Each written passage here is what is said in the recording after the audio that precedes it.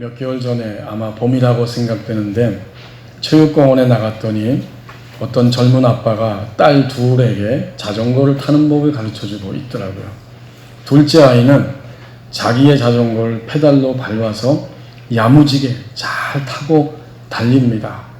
요는 이제 큰딸이에요. 아빠가 보기에 너무 속상하고 답답한 거예요. 딱 잡아주고 안장에 앉아서 발을 힘껏 굴려야 하는데 큰딸이 오히려 더 못합니다.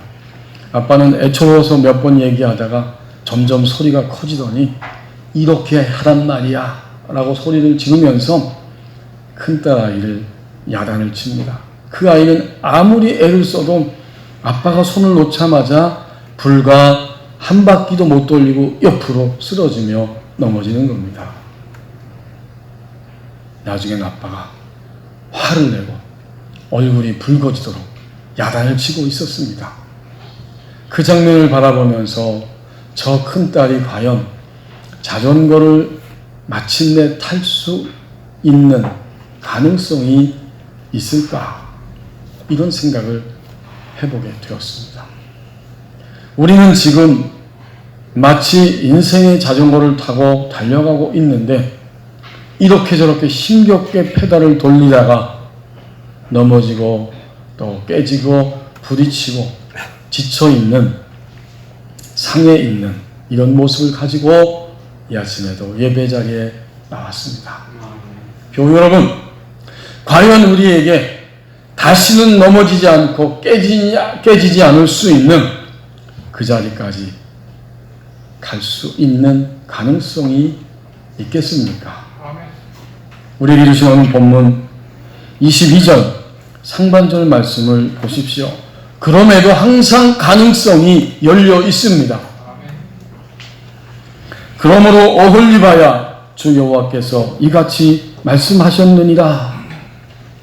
에스겔 선지자가 외치고 있고 이것은 하나님이 에스겔 선지자의 입을 통해서 말씀하시는 하나님의 음성입니다.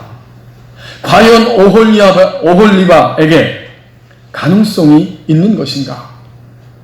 이 오홀리바는 하나님의 백성이고 오늘 예배하는 우리들입니다. 그러면 이 오홀리바의 그 실제적인 모습이 무엇인가 우리는 좀 더 분명히 알아야 합니다. 에스겔 23장 1절에서 4절에 보면 나와 있습니다.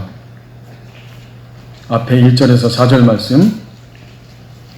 또 여호와의 말씀이 내게 임하여 이르시되 인자야 두 여인이 있으니 한 어머니의 딸이라. 그들이 애굽에서 행음하되 어렸을 때에 행음하여 그들의 유방이 눌리며 그 처녀의 가슴이 어루만져졌나니 그 이름이 형은 오홀라요 아후는 오홀리바라. 그들이 내게 속하여 자녀를 낳았나니 그 이름으로 말하면 오홀라는 사마리아요 오홀리바는 예루살렘이니라. 하나님의 백성들이 애굽에서 나와서 이제 가나안에 정착하고 왕정 통치 시대를 맞이하면서 한 왕 밑에 있었습니다. 바로 사울 그리고 다윗, 솔로몬 한 어머니 밑에 있었지만 솔로몬 이후에 여로보암과 르호보암으로 왕국이 갈리면서 북쪽 이스라엘 사마리아 그가 누구예요? 오늘 4절에 의하면 오홀라 형입니다. 그리고 남쪽 유다 예루살렘 오홀리바 바로 동생입니다. 모두가 다 하나님의 백성들입니다. 그런데 이들이 본질을 놓쳐버리고 살아가고 있었던 것입니다. 본질은 예나 지금이나 하나님의 사랑을 받고 하나님을 사랑하고 그래서 결국에는 마침내 손을 옆으로 내밀어서 이웃까지도 사랑할 수 있는 모습, 이게 바로 하나님을 믿는 신자의 본질이죠. 이런 본질을 처음부터 다 빼앗기고 다 잃어버리고 말았습니다. 그래서 하나님이 이제 오늘 주신 본문 20절로 다시 돌아와서 보십시오.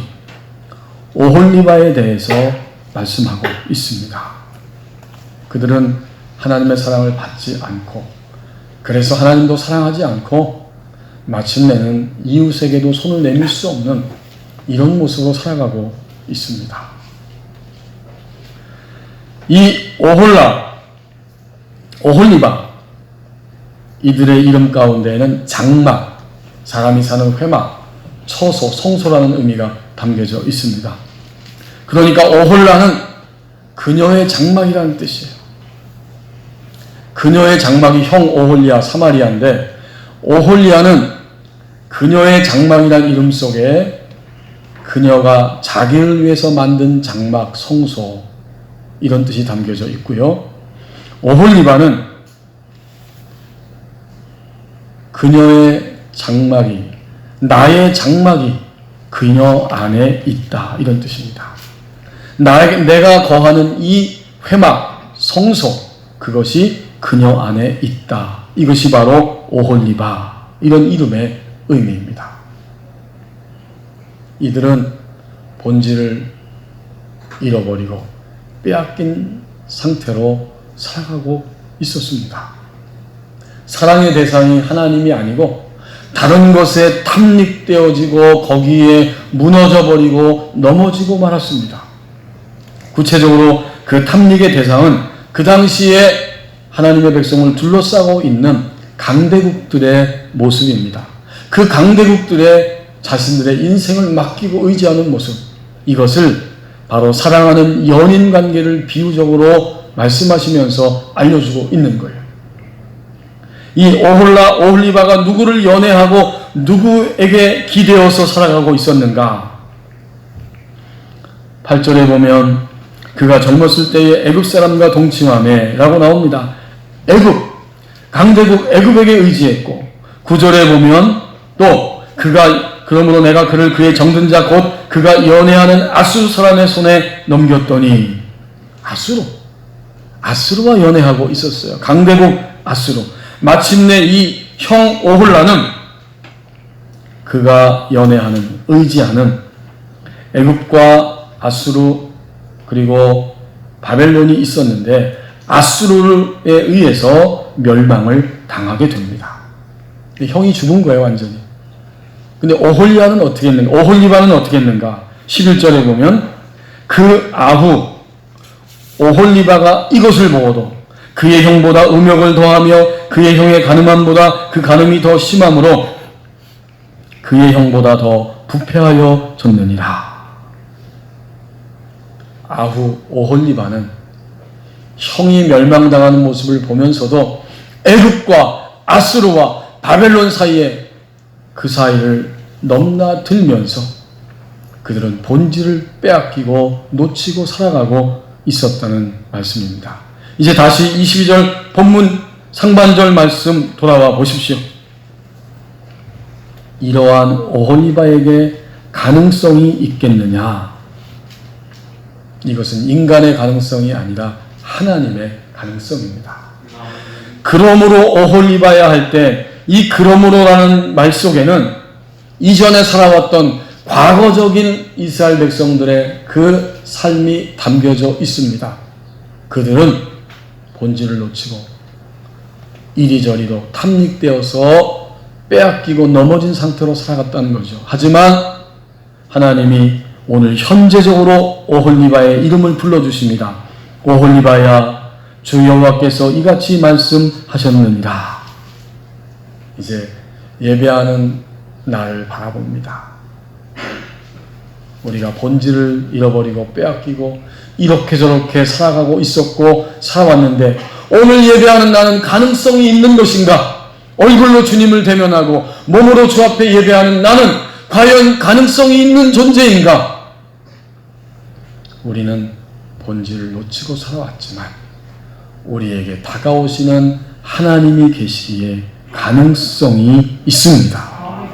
그래서 22절 상반절에서 그러므로 오홀리바야, 주 여호와께서 이같이 말씀하셨느니라 라고 현재적으로 다가오시는 하나님 앞에서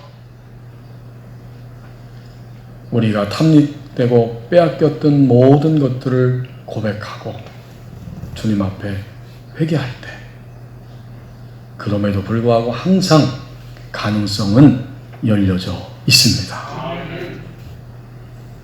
22절 하반절 말씀을 보십시오. 흔들림 속에서 하나님의 사랑 안으로 들어간다고 말씀합니다. 그들은 흔들렸습니다. 그리고 계속해서 흔들리고 있습니다. 그 모양을 실감나게 20절 하반절에서 표현하죠. 나는 내가 사랑하다가 싫어하던 자들이라고 말합니다. 자, 그러니까 이 흔들림을 쉽게 표현하면 변덕이 심하다는 거죠.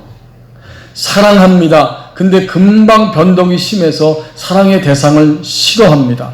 이것을 반복하는 태도와 그런 모양새를 가지고 자신들의 인생을 지금 오홀리바가 살아가고 있었고, 그 형 오홀라는 이미 그렇게 살다가 그 아수르에 의해서 멸망을 당했기 때문에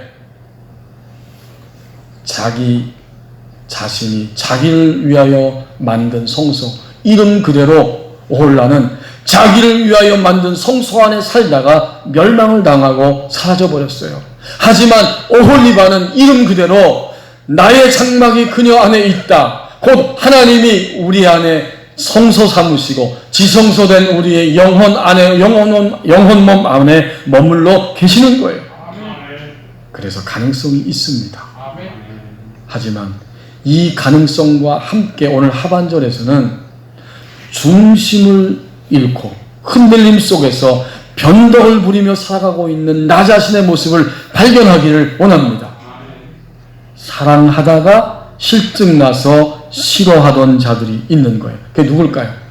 이것은 오홀리바가 국제 정세 속에서 남쪽 유다가 애굽을 의지하다가 다시 아수르를 의지하고 아수르를 붙들었는데 보니까 또다시 바벨론이 더 강대국처럼 보여서 바벨론을 붙잡고 있다가 마지막으로 또다시 아수르를 향해서 손을 내미는, 이렇게 변덕이 심하고 흔들흔들거리는 모습이 그들의 현재의 상태였습니다.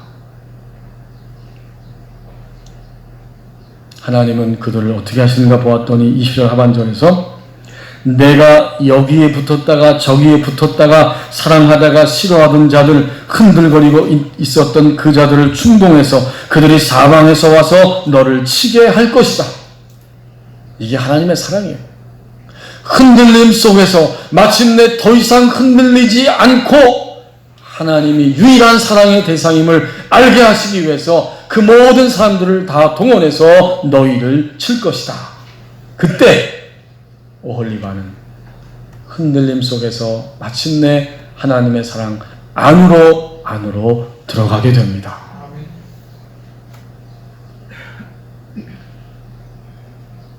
이것은 오늘 하나님을 믿으면서 우리가 사랑하는 대상이 여전히 많다는 것이고, 그리고 그 대상이 안타깝게도 자주 바뀐다는 의미입니다. 우리는 하나님의 절대적인 사랑보다 지금 훨씬 더 사랑하는 것들이 다 있어요. 내가 변덕을 부리고 있다는 사실, 그것을 발견하시기를 원하십니다. 동시에 이 말씀은 하나님이 절대적이심에도 불구하고 여전히 나의 인생의 모든 삶을 부분 돌이켜볼 때 하나님을 상대화시키면서 이것만큼은 하나님보다는 내가 더 잘 알고, 하나님보다는 누군가가 더 잘 알고, 그래서 나는 그것을 의지할 수밖에 없다. 이것이 바로 변덕스러운 흔들림입니다. 여러분 깊이 생각해야 됩니다. 도대체 하나님은 완전하신 하나님이시고 그 하나님의 사랑은 전적인 사랑인데, 우리는 여전히 그 완전하고 전적인 사랑보다 내가 가진 그 어떤 것들에 의해서 하나님을 상대화시키고 격화시켜버리고 맙니다. 그것이 흔들리는 것이요 변덕을 부리고 있는 나 자신의 모습입니다. 정직하게 말하면 아직은 내 근심과 염려와 의심이, 내 타락이 하나님의 사랑보다 훨씬 더 커요. 그렇죠? 이것이 흔들림입니다. 오늘 우리는 나의 변덕스러움을 발견하고 나의 이 왔다 갔다 하는 모습을 발견하고 여기서 사랑하다가 싫어버린 자들이라는 것은 물론 그 당시에 남쪽 유다 오홀리바 이 하나님의 백성이 강대국들 사이에 왔다 갔다 줄타기 했다는 이야기면서 동시에 우리가 바로 우리를 둘러싸고 있는 삶의 여정의 모든 것들을 바라보면서 그것을 사랑하다가 실증을 내고 그리고 하나님을 사랑하다가 또다시 실증을 내고 있는 우리의 실태를 보여주시는 말씀입니다.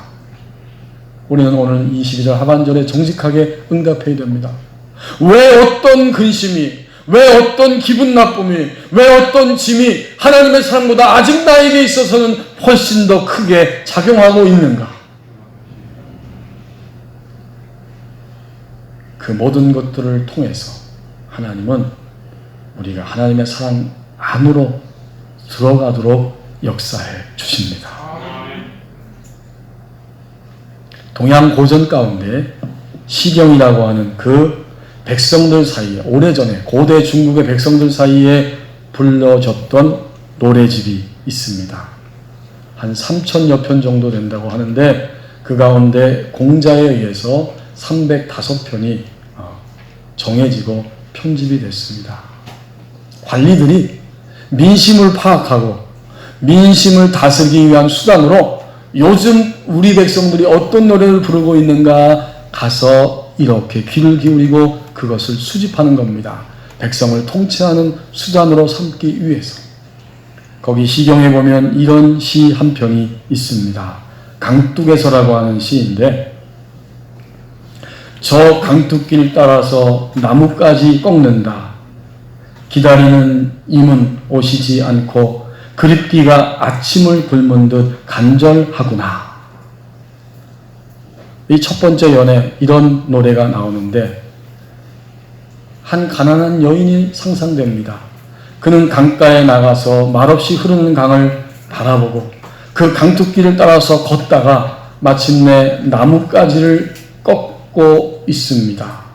그것을 꺾으면서 누군가를 기다리는 모습입니다.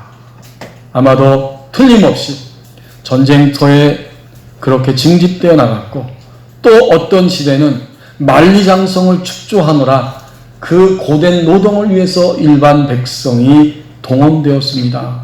하루 이틀이 아니고 몇 년째 소식이 없어요. 그래서 이 아내는 남군 남편을 기다리면서 나뭇가지를 꺾습니다. 이것은 땔감을 준비하는 것이고 동시에 어느 날 언제 돌아올까 점을 치듯이 나뭇가지를 꺾으며 기다리고 있는 모습입니다.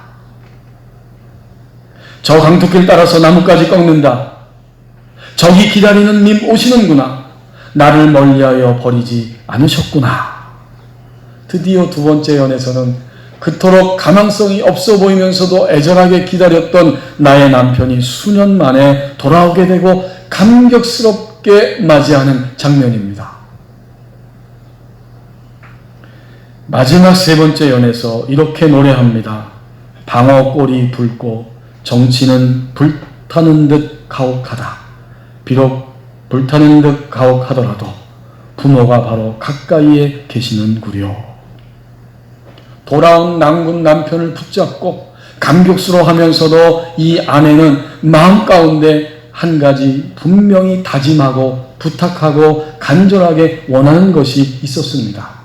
먼저 시국에 대한 인식입니다. 방어꼬리가 붉다. 이것은 백성들의 삶이 지금 도탄에 빠졌다는 거죠. 방어라는 고기는 제가 먹어본 것 같기도 하고 법원이 와서 못 먹어본 것 같기도 하는데 어쨌든 방어 물고기. 이 방어는 피곤하면 꼬리가 붉어진다고 합니다. 이 방어의 꼬리가 피곤해서 붉어진 겁니다. 어떤 피곤함 때문에 붉어졌는지 모르지만 이 가난한 여인이 방어 꼬리를 보니까 피곤해서 붉어졌습니다. 당연히 이것은 그 시대를 살아가는 백성들, 그들 모두가 다 지금 피곤하고 지치고 힘든 시간들을 살아간다고 하는 이야기입니다. 그리고는 왕궁의 현실이 몹시 불타듯이 혼란스럽습니다. 전쟁이 있고 정변이 자주자주 일어나고 지금도 그런 가운데 있는 거지요. 정치는 불이 타는 듯이 가혹합니다. 그런데 가장 중요한 것은 바로 그 다음 마지막 부분입니다. 그렇게 불타는 듯 가혹하더라도 부모가 바로 가까이 계시는구려. 이 한마디에 아내의 부탁과 간절함이 담겨져 있습니다. 정치와 그 정변, 전쟁, 복잡하고 피곤하고 많은 일들이 마구마구 일어나는 이 땅의 현실이지만 여보 당신은 부모님이 계시니까 부모님 때문에라도 거기에 관여하지 말고 부모의 근심이 되지 않아야 합니다. 예나 지금이나 아내의 마음은, 사람의 마음은 똑같다는 생각을 이 시를 읽으면서 생각해 보았습니다. 이 가난한 아내, 소박한 백성의 삶의 소망입니다.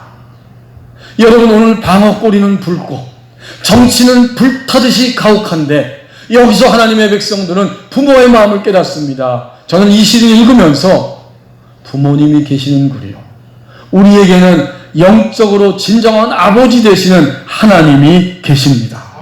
그러기에 정의와 공의를 말하고 이것저것 의견을 표현하고 다 참여하면서도 우리는 하나님 앞에 간절히 진정으로 공의와 정의 되시는 하나님 앞에서 이 흔들림을 겪는 시간들 속에서도 나와 우리와 이 땅과 우리 모든 사람들이 하나님의 사랑 안으로 들어갈 수 있도록 기도해야 합니다. 저는 그 시를 읽으면서 그 사실을 가슴 철저히 느끼게 되었어요. 부모님이 계시는구려. 우리의 영의 아버지이신 하나님이 계시는구려. 우리는 오늘도 정의와 공의를 표현하면서도 그 모든 것을 주관하고 계신 하나님, 결국 인류 전체가 하나님의 사랑 안으로 들어갈 수 있도록 기도하는 자리까지 가야 합니다.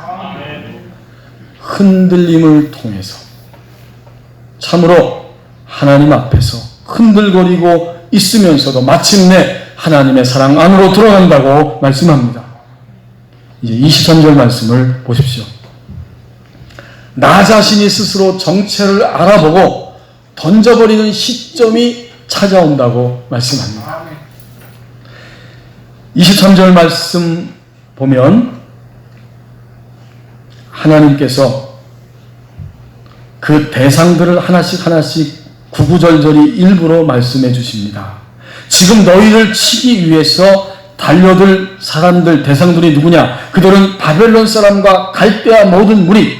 이 갈대아는 바벨론 지역의 남쪽에 있는 땅인데 결국은 바벨론이 유일한 강대국이 되면서 이 갈대아 포함해서 전부를 다 통치하게 됩니다. 그리고 거기 북옷, 소아, 고아, 이것은 그 당시 아람 나라의 세 지역인데 이들도 또한 바벨론의 속국으로 들어가게 되고 또 그와 함께한 모든 아수 사람, 준수한 청년, 고관, 감독, 귀인, 유명한 자, 말 타는 자, 하나님 백성들이 그렇게 매력을 느끼면서 거기에 기대고 싶었던 아수르라고 하는 나라도 바벨론에 의해서 멸망을 당하게 되고 그들도 다 바벨론 군대 안에 편입이 되고 맙니다.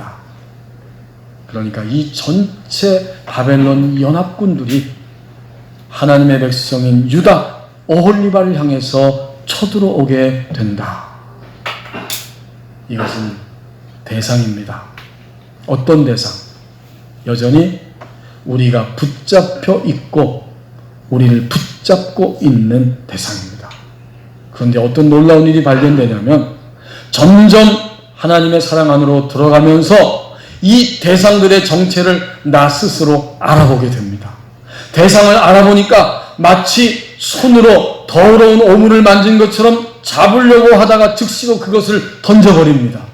우리의 믿음의 여정 가운데 하나님이 우리를 얻어가시기 때문에 마침내 우리는 그러한 사랑의 자리까지 올라가게 됩니다. 언젠가는 지금 내 생각과 감정, 이것을 가장 강하게 누르고 사로잡고 있는 것들이 있어요. 그것이 나를 압박하고 떠나지 않습니다.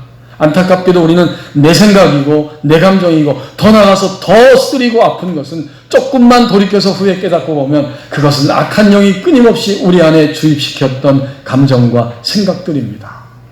하지만 이제 하나님이 오늘 이렇게 그들이 누구냐면이라고 세세히 말씀해 주는 것을 볼 때 하나님이 우리를 얻으시면서 인생을 끌고 가시는데 어느 시점에 가면 우리는 드디어 나 스스로 정체를 즉시 알아보게 되고 그렇기 때문에 즉시로 그것을 던져버리는 이 놀라운 축복의 자리에 올라서게 될 것입니다. 이 시간 우리 스스로 묻고 대답하기를 원합니다. 하나님의 사랑, 완전한 하나님의 사랑 안에 있는데 여전히 내가 붙잡혀 있고 나를 붙들고 있는 근심과 타락과 연약함은 도대체 무엇인가? 여러분 간단하잖아요. 우린 진정한 의미에서 하나님께 들고 나가면 됩니다. 하나님은 정체를 다 가르쳐 주는 거예요.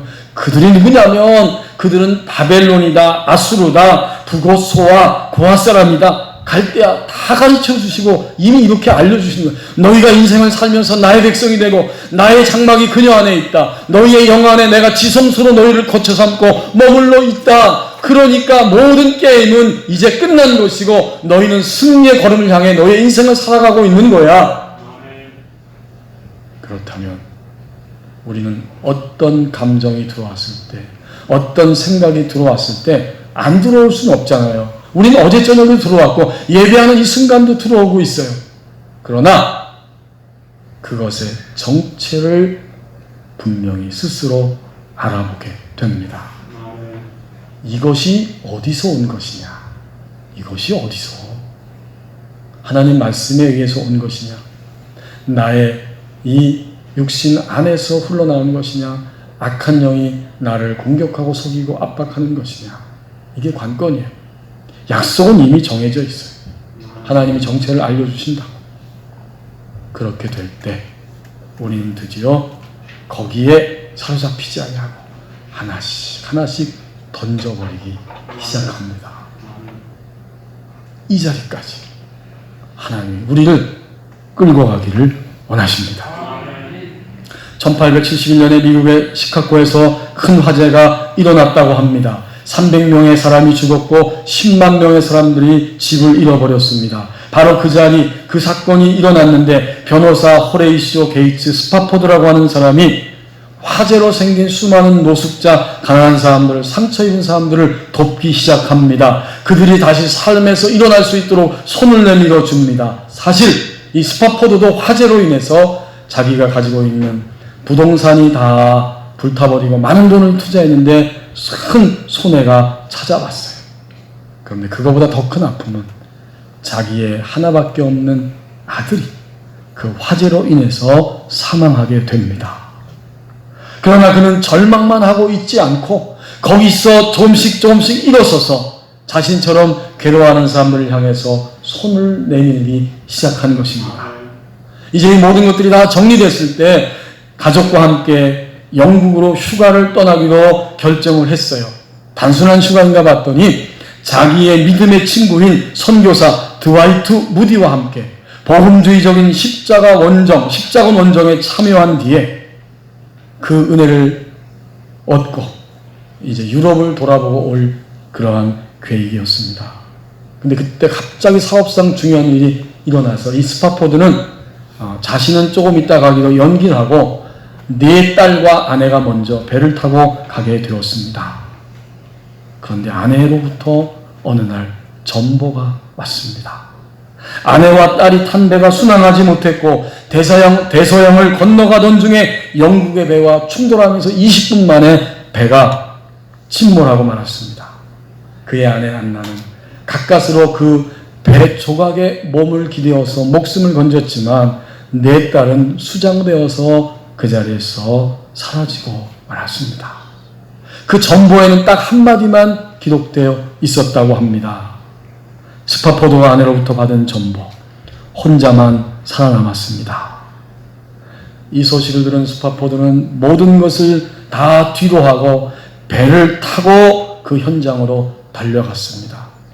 마치 세월호처럼 내 딸이 죽은 현장이 여기다 라고 하는 그 지점에 와서 그는 하염없이 눈물을 쏟아내고 있었습니다. 눈물이 그치지 않죠.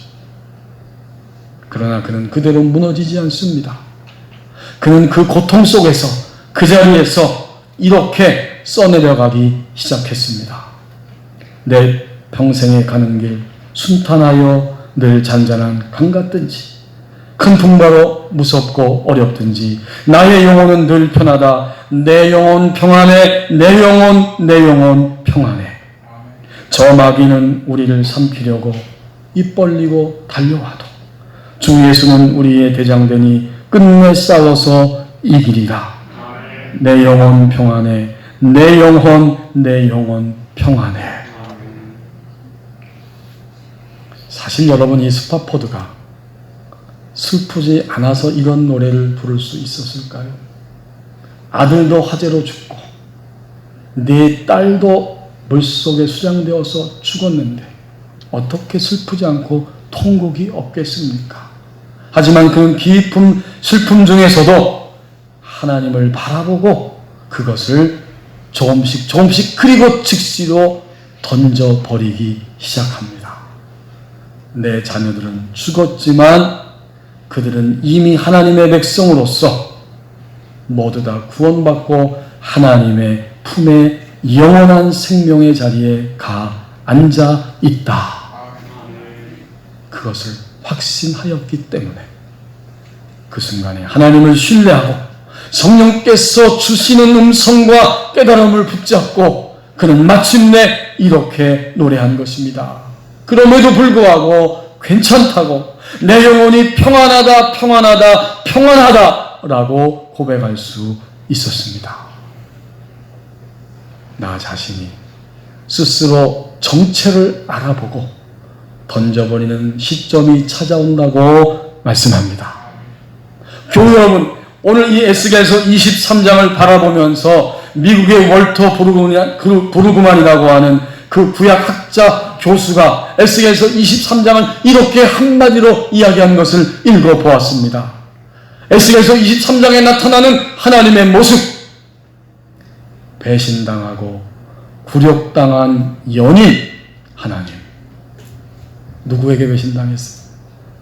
오홀리바에게. 누구에게 배신당했어요? 오늘 살아가는 우리에게도 하나님은 종종 배신과 굴욕을 당하십니다. 그럼에도 불구하고 하나님의 사랑 안으로 우리를 이끌어 가십니다. 그러므로 오늘 신자의 일생이 무엇인가 보았더니 우리의 인생, 우리를 얻으시려는 하나님의 사랑입니다.